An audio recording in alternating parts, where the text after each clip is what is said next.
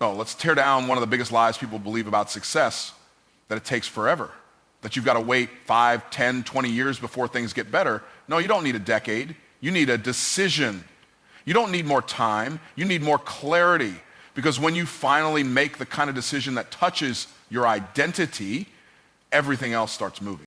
It doesn't take a lifetime to change your life. It takes one moment of alignment, one moment of full surrender, one moment where you stop saying, I'll do it later, and you say, I'm doing it now. Because the truth is, your breakthrough isn't waiting on time to pass, it's waiting on you to get serious. So you don't drift into destiny, you decide into it. You don't become successful on accident. Nobody wakes up with 6-figure income, purpose, peace, and power by mistake. You've got to choose it on purpose. And here's the real key, you've got to choose it when it's inconvenient. Anybody can commit when it's easy.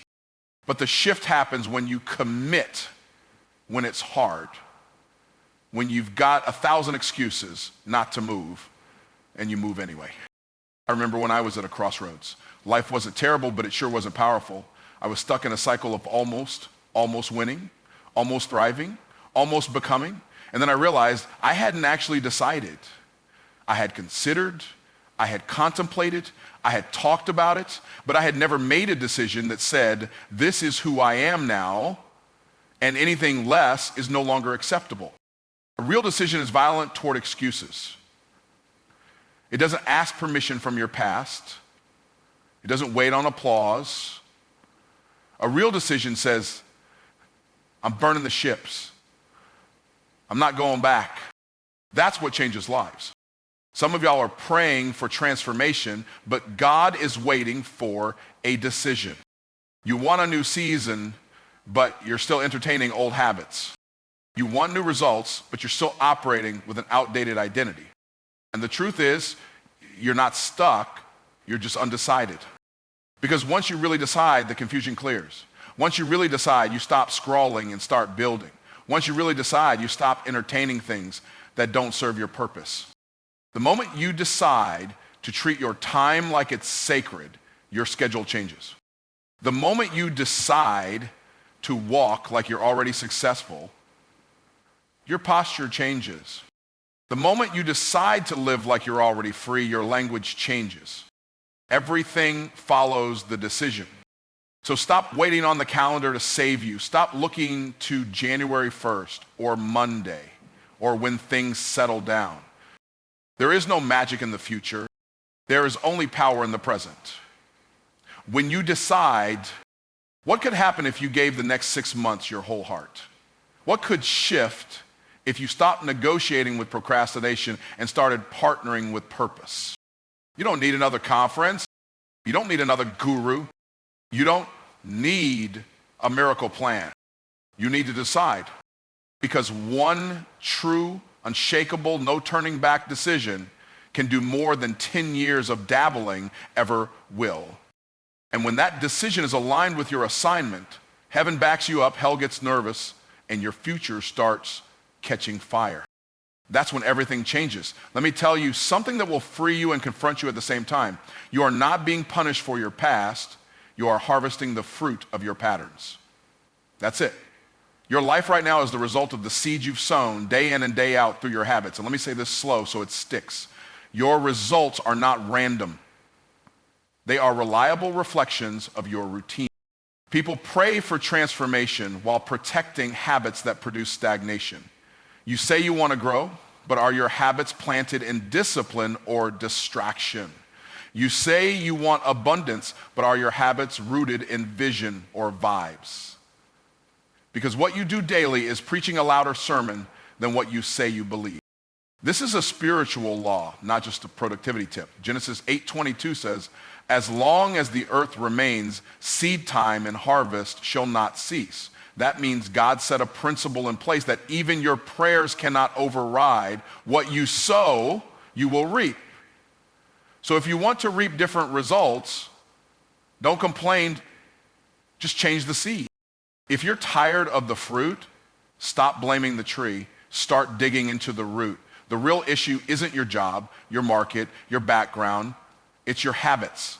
What are you doing every day that's either building your future or breaking it down? You don't rise to the level of your potential, you fall to the level of your patterns. You can have a $1 million idea and a $10 habit, and that idea will die in your hands. You can have a calling on your life and still live like a captive if your daily discipline doesn't match your destiny. I remember when I was stuck, I had the gift, I had the desire, but I didn't have the habits. And for years, I kept wondering, why isn't it happening for me? It was because I was treating my dreams like hobbies instead of assignments. Then I realized my daily decisions were either making me a liar or making me a leader. I couldn't say I wanted to lead nations and live like I was trying to just survive Tuesday. I had to start planting different seeds. Seeds of consistency, seeds of stewardship, seeds of preparation. I stopped waiting to feel like it. I started moving even when it was uncomfortable. Because successful people don't have better circumstances, they have better systems. They show up whether they feel like it or not. They make excellence their normal, not their exception. And guess what? The harvest came. The amazing thing about a seed is this: it doesn't look like the outcome. A seed is small, a seed is unimpressive, a seed is silent, but when planted in the right soil, watered daily and exposed to light, it becomes unstoppable. That workout. It's a seed. That early morning prayer, a seed. That hour of study, a seed. That budgeting decision, a seed. That uncomfortable no to your distractions, a seed. And while people may not see the change yet, heaven sees your consistency, and harvest is on the way. So stop being emotionally attached to your goals and start being ruthlessly committed to your habits. You don't need to do 1,000 new things. Just do a few right things consistently and watch your life multiply. Remember this: there is no such thing as neutral. Every habit is either building your future or breaking it. You are never just maintaining. You are either moving forward or slipping back. Every day is either a deposit or a withdrawal. So take inventory. If you want to change your life in 6 months, stop obsessing over the outcome and start obsessing over your inputs. Stop asking when will it happen and start asking what seeds am I planting today? Because when you change the seed, the harvest has no choice but to change with it. Let me tell you something that'll shatter your timeline. God doesn't need time, he needs your trust. The moment you move in faith, heaven starts moving in acceleration. You think you got to grind for 5 years to see results? No. God can do more in 5 days of alignment than you can do in 5 years of anxiety. But here's the principle. Heaven responds to movement, not hesitation. Some of y'all are waiting for a sign when God is waiting for a step. You're praying for confirmation, but what you really need is conviction. You already know what you're called to do. You just haven't trusted him enough to start. Because fear will always demand full understanding before it obeys. But faith doesn't need full instructions. Faith says, if God said it, I'm going. I don't have to see it. I just have to believe it. Remember Abraham? God told him, go to a land I'll show you. No, wait, God didn't even tell him where. No map, no timeline, no guarantees, just a word, and Abraham moved. And that movement activated the miracle. The same God that moved for Abraham is waiting to move for you. But he's not moved by begging, he's moved by belief. I've lived it. I've walked through moments where nothing made sense. Bank account low, bills high, people doubting, and logic screaming, play it safe. But the voice of God whispered, move anyway. And when I moved, doors opened. Divine connection showed up. Resources came out of nowhere, not because I earned it, but because I obeyed. Let me make this plain. Delayed obedience is disobedience. And disobedience will rob you of acceleration. You don't need more talent. You don't need more followers. You need movement and faith. Because when you move, God multiplies. When you move, God magnifies. When you move, God makes a way. Some of you are trying to figure it all out before you obey, but that's not faith, that's control. And control is the enemy of the supernatural. You've got to surrender your timeline, your plan, and your comfort zone. God doesn't bless the plan you manufactured, he blesses the one you obeyed. And let me tell you something that'll break every excuse. God doesn't accelerate perfect people. He accelerates available people. He's not looking for polished, he's looking for position. David was a shepherd, Moses was a fugitive, Gideon was hiding, Peter was a fisherman. But when they moved in faith, God moved through them. He's not waiting on your resume, he's waiting on your response. So stop sitting on that business idea. Stop waiting to write the book. Stop hiding the calling. If he put it in your spirit, it's because he's already prepared the provision. But the provision doesn't come to the couch. It comes to the one willing to walk. God's not slow. We're stuck. We're waiting on a perfect scenario. But faith isn't about perfect conditions. It's about powerful convictions. Faith says, even if I'm scared, I'll step. Faith says, even if I don't see the full staircase, I'll take the first step. Faith says, even if I'm unqualified, I'll show up anyway, because the anointing is my qualification. And the moment you move, things shift. Suddenly, what took others years will take you months. Suddenly, what was once blocked becomes a highway. Suddenly, what looked impossible becomes inevitable because heaven got involved. Not because you had the perfect plan, but because you had unshakable obedience.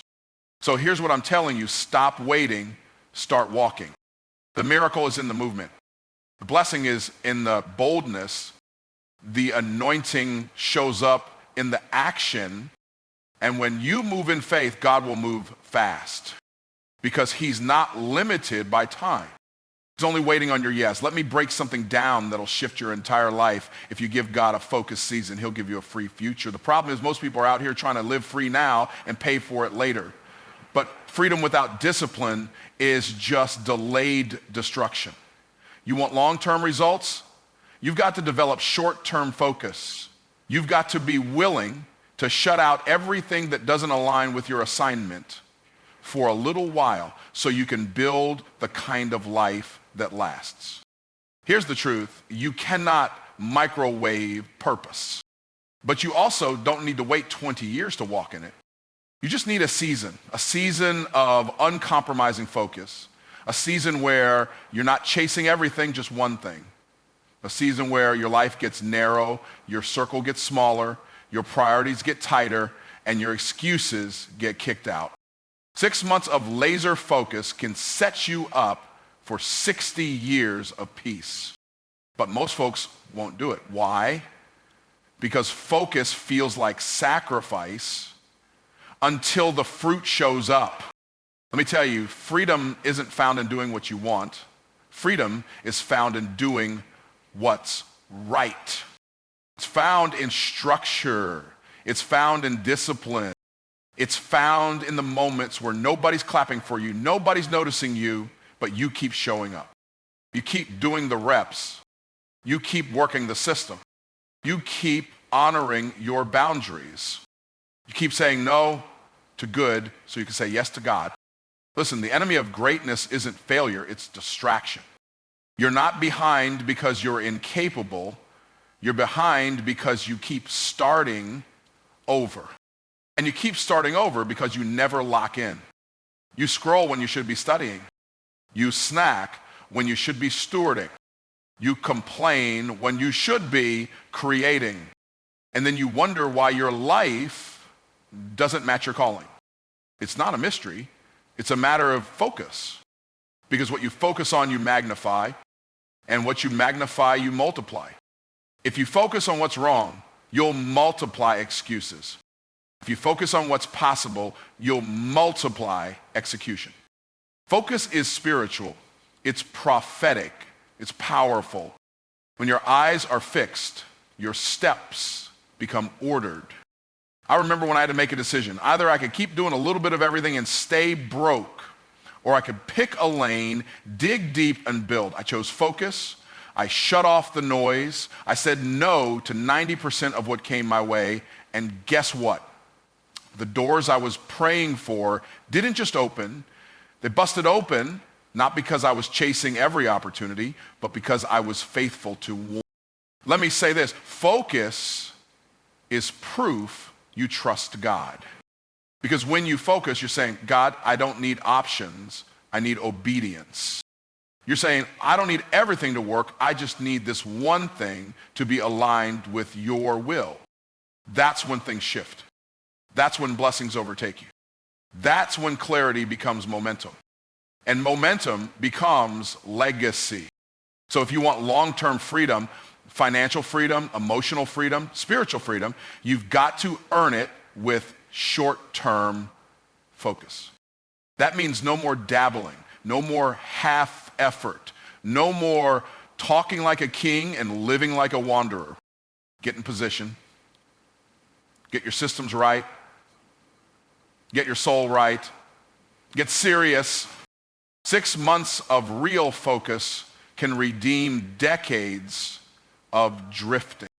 And the sooner you align, the sooner you accelerate.